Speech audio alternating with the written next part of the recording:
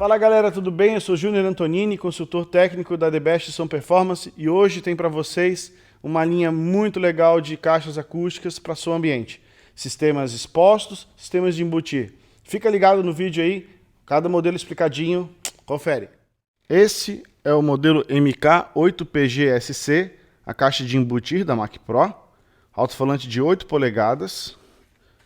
Nós temos aqui atrás o transformador para 70 ou 100 volts. A resposta de frequência dela é de 55 Hz a 18 kHz, com 88 decibéis de sensibilidade. Uma caixa bem legal, impressionante, vale a pena você testar, conferir, porque a caixa toca muito.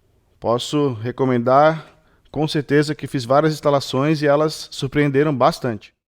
Essa aqui é a caixa para som ambiente, MK6.5 PG-SR. É uma caixa para 70 e 100 volts.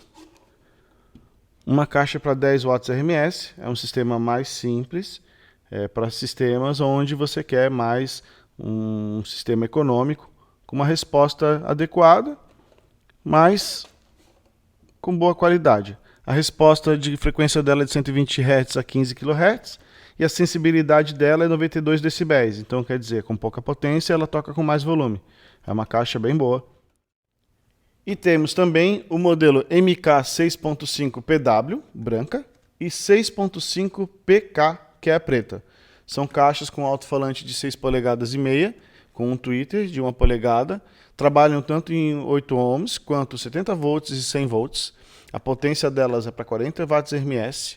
Ela tem frequência de resposta de 50 Hz a 12 kHz, sensibilidade de 92 decibéis. Então, quer dizer, são caixas que tocam bastante com pouca potência.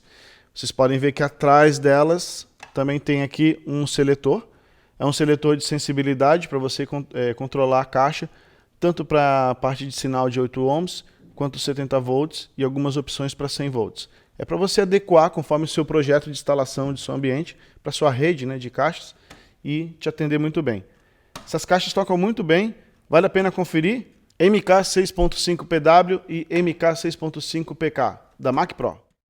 E aí, curtiram as caixas de som ambiente da Mac Pro? Fiquem ligados em todas as linhas de produtos, tem linhas de iluminação, linha de áudio, fica atento aí nas melhores lojas do ramo, onde vocês vão encontrar esses produtos. Valeu? Até a próxima!